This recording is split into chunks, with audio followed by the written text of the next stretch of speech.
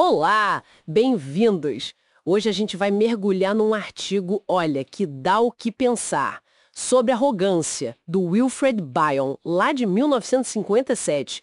E o foco é numa tríade que ele percebeu, sabe? Curiosidade, arrogância e estupidez, juntas. Exato. A nossa ideia aqui é tentar entender por que para ele, para o Bion, achar essas três coisas, mesmo que, tipo, perdidas na conversa, era um baita sinal de alerta, quase um prenúncio de um problemão psicológico em certos pacientes. Vamos tentar desembrulhar isso. Isso. É interessante porque Bion notou isso em pacientes que, mesmo sem ter uma psicose clara, diagnosticada, sabe, tinham um funcionamento interno bem complexo, com defesas ligadas a mecanismos psicóticos.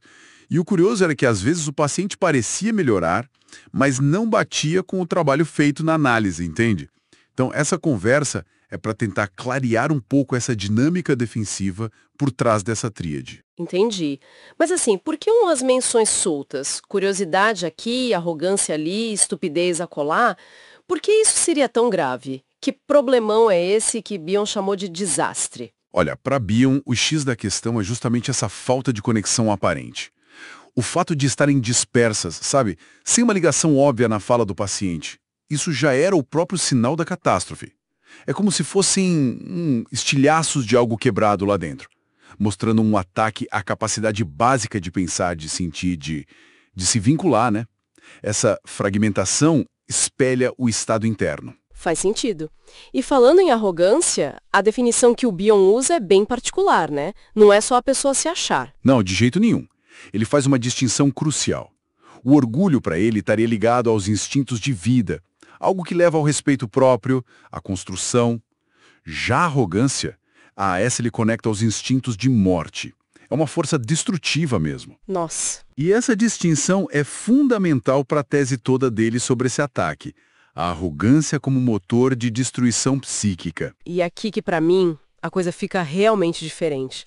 Bion pega o mito de Édipo e dá uma reinterpretada bem inesperada, né? O foco não é no crime sexual. Exatamente. É uma virada de chave total. Para Bion, o crime central de Édipo não é nem o parricídio nem o incesto em si. É a arrogância dele. Aquela teimosia em jurar que ia descobrir a verdade custe o que custe. É essa curiosidade movida pela arrogância que se torna, assim, destrutiva. As figuras do mito, tipo a esfinge ou Tirésias. O vidente cego. Isso, o cego que sabe de tudo, mas lamenta que Édipo queira saber, elas reforçam essa leitura, sabe? O perigo não está no saber em si, mas na forma arrogante de buscar esse saber. Entendi. Quer dizer, motivação por trás da curiosidade é que é o problema. E como essa arrogância causa o tal desastre na prática? Qual o mecanismo na mente? Então, essa arrogância, segundo Bion, ela ataca diretamente o que ele chamou de elo de ligação. Elo de ligação. Pensa nesse elo como a nossa capacidade mais primitiva e fundamental de conexão emocional, de comunicar o que a gente sente mesmo sem palavras, usando a identificação projetiva de forma saudável, sabe? Projetar sentimentos no outro para que ele entenda, ajude a processar.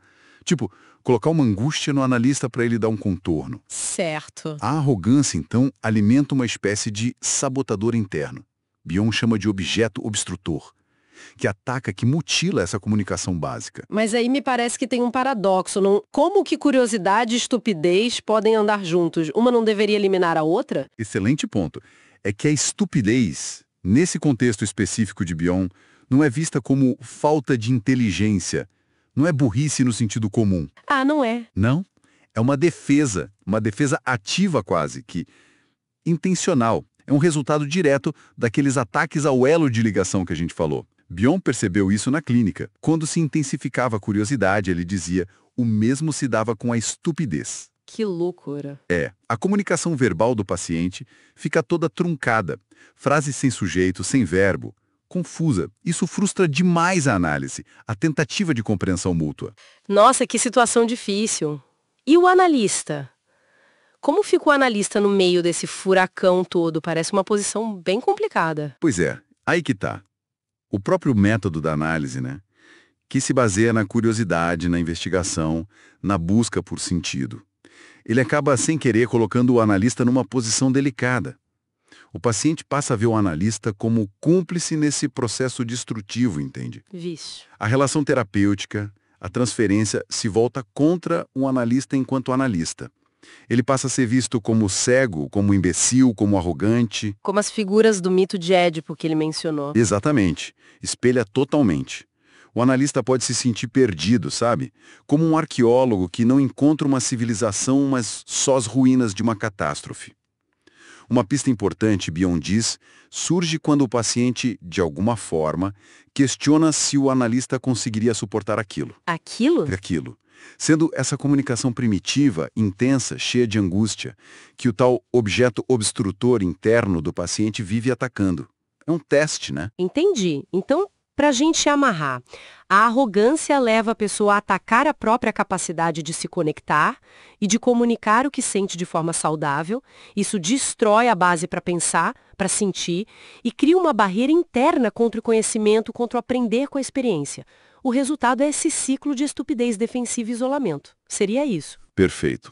É um ataque direto à capacidade de aprender com a experiência, de fato, e de formar vínculos que sejam significativos, que nutram.